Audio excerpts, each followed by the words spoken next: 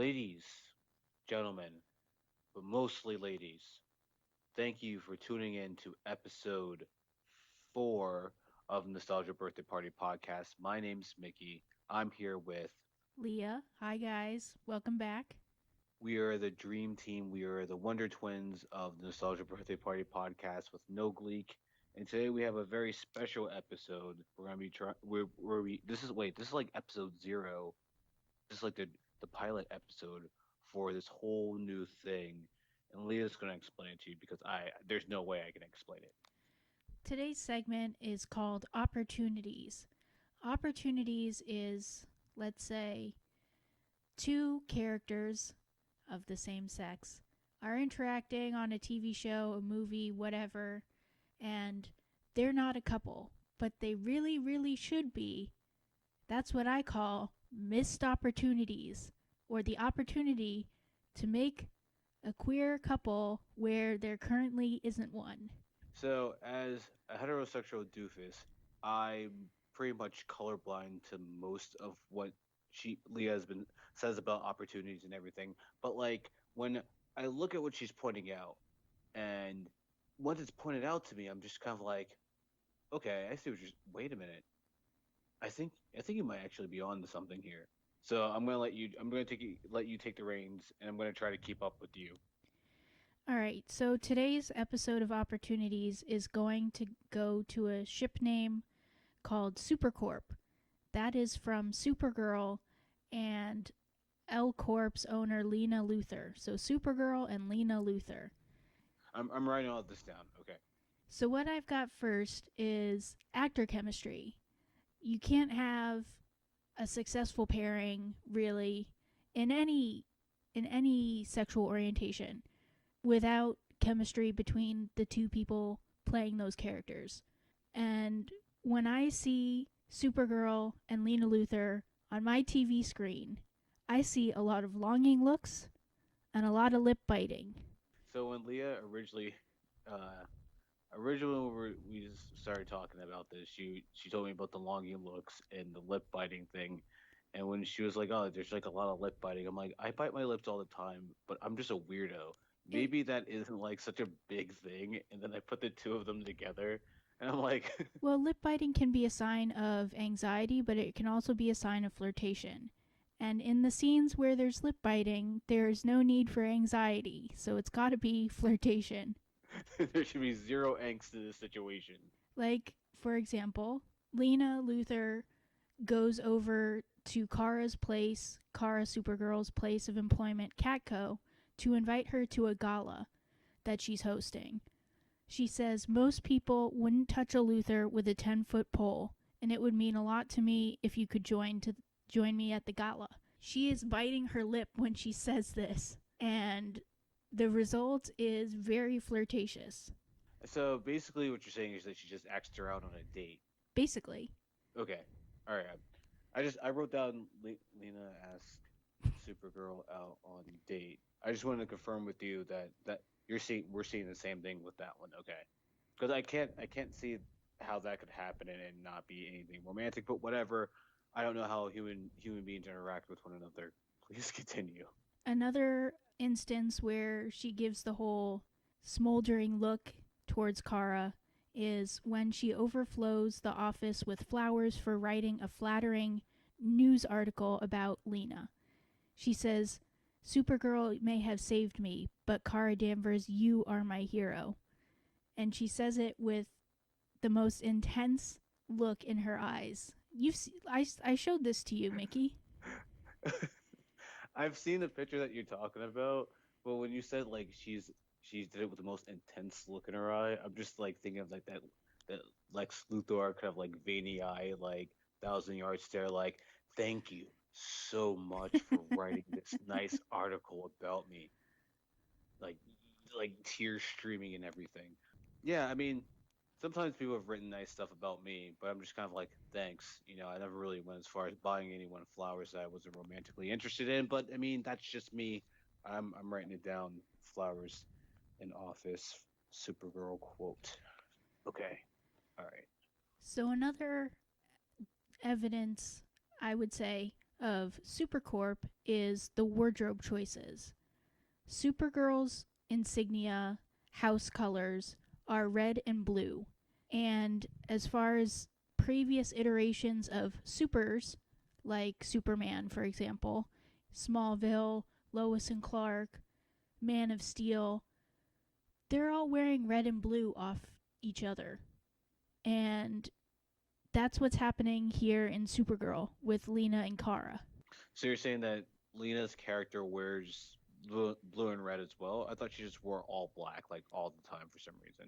When she's in several scenes with Kara, Kara could be wearing blue and Lena would be wearing red, or vice versa. Okay. I see what you're saying there.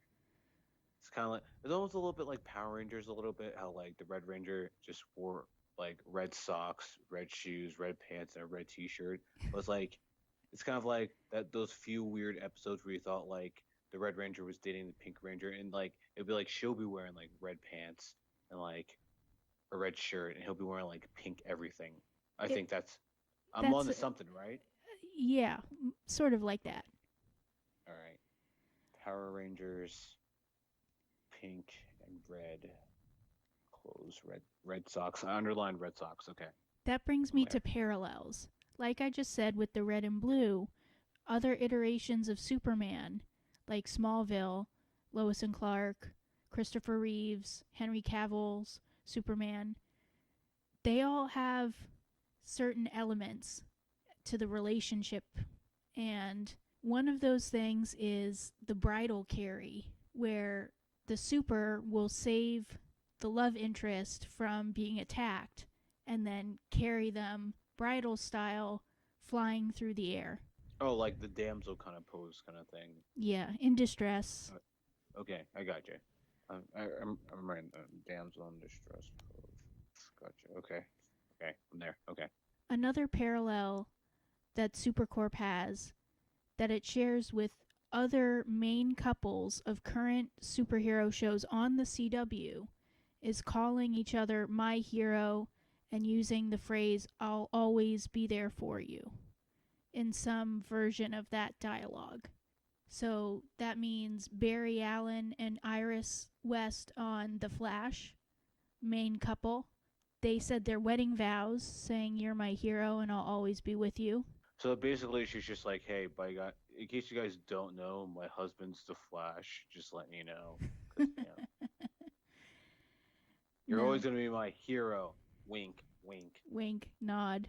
And the other couple on the CW shows, Oliver Queen, Green Arrow, with Felicity Smoke, they use the same language as well. Always be there for you. So you've got the two other main couples, heterosexual couples, saying these same words of dialogue to each other in a loving relationship way. And you've got Kara and Lena saying them to each other on Supergirl, but right now they're, air quote, just friends. So when we originally were going to do this, like this whole thing, I was gonna much like I'm doing now. I've almost filled this entire notebook with notes.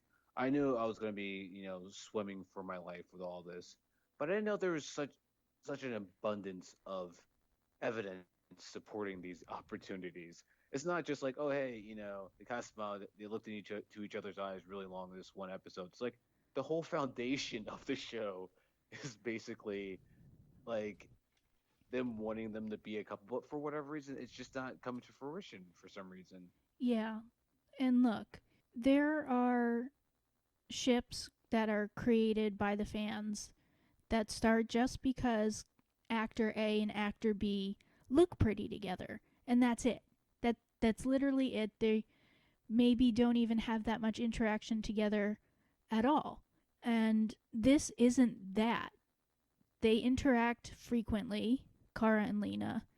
There's a difference between concocting these things out of nothing, and then there's deliberate choices that highlight a relationship that the showrunners won't act on. That's queer baiting. it seems to me, it seems really weird that, with all this like kind of, no, I don't want to say flat Earth, but like this abundance of evidence supporting this this air quote theory that there is something romantic going on between the two of them, and they both probably know it. I just feel like it's kind of weird that they aren't doing it with Supergirl and uh, Lena Luthor, but for Batwoman on the other side of the water is like before the show even aired. I think she was out. It was just like, hey, so everyone knows, I am 100% a lesbian, and I want you guys to know it. Okay, you guys, we're all on the same page here. Cool. But with Supergirl, it's like they kind of don't want to do that.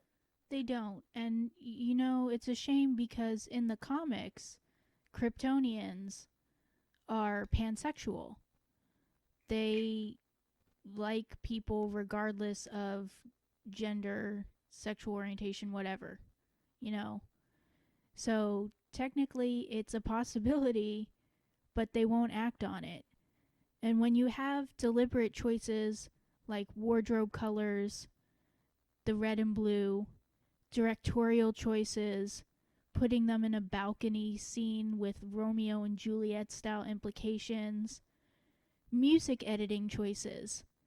Currently, Lena's upset with Kara because Kara did not tell her that she was Supergirl, and Lena found out from Lex. So Lena's all upset and acting out, lashing out against Kara.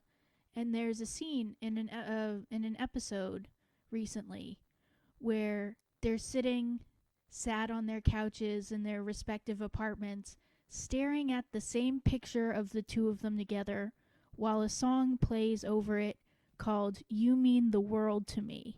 So the music editing choices, not subtle. And this is a deliberate choice. The editing in general, this is the product that you put out to the audience after going over it. You can't tell me that that isn't meant to signify a relationship. It's, I'm To at a kind of loss like for words.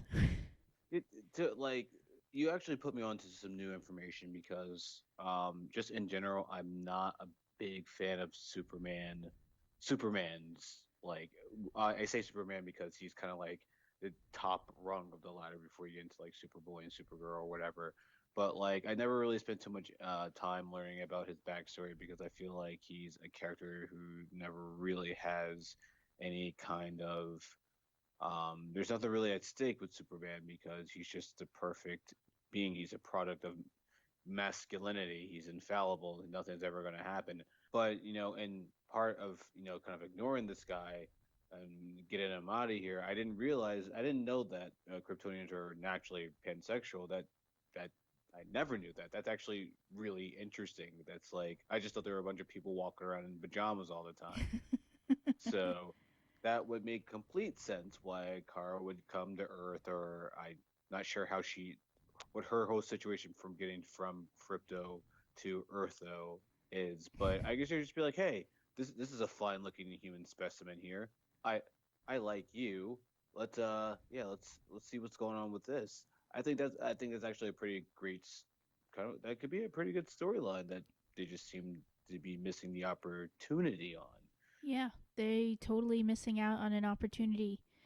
And I think it probably has to do with the companies the powers that be that own the rights to Supergirl. They don't want to have another queer relationship on air right now, but they're really missing the mark here with all of their deliberate choices in editing.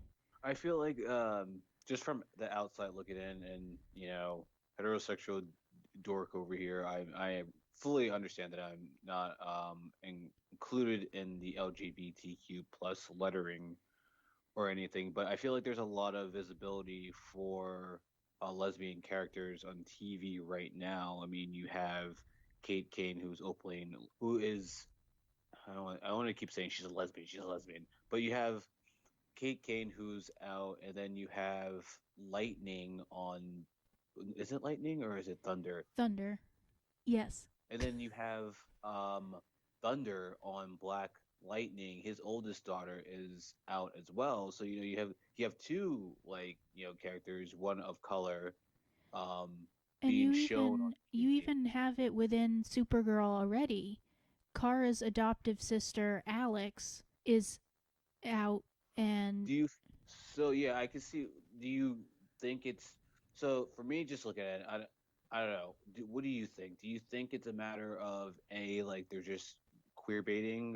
Do you think it's a matter of maybe if we have her also become have her as a lesbian character, it's gonna come off as disingenuous? Maybe there's too many lesbian I characters. I'm think they not saying could that. use that excuse as having too many, but it wouldn't be disingenuous. This is a narrative that they've built over several seasons with these choices. With Supergirl and Lena Luthor, the fan base is very supportive. In the world of fan fiction, for the canon established romantic couples, Alex and Maggie Sawyer, there are about maybe 5,000 or so pieces of fiction written with them as the couple in them. But when you look at Kara and Lena, there's double that. It's like a lot, it's something a lot of fans would support. I almost feel like they made her sister's character and now, like I don't know, because I don't know what the her orientation in the comic books are, so I could be completely wrong about this. I feel like when they start the show, they're like, okay, her and Lena, we're gonna be doing this with them. We're never gonna get the green light to go ahead with it. So as like a compromise, maybe we can make her sister like open and out and like so we can have definitive like do you think that might be something that like Well, Lena hap- Luthor came in as a character on season 2, and that's early season 2 is when Alex came out. So I wouldn't necessarily put it as one for the other. I would say that they made Alex come out just to have an out character. But I wouldn't put it in terms of relations to Lena, her being there or not. okay that's oh, like so like with the show just getting off of Kara and Lena for a second when her sister Alex came out did that seem like out of left field for you or did it seem like something that like you saw in her character from the beginning? It wasn't out of left field, but it wasn't abundantly clear in season 1 either. Okay. But they built up to it in season 2. Okay. Yeah, I wasn't sure if they're just doing a thing like, oh, well, let's Chick-fil-A it, it's Pride Month.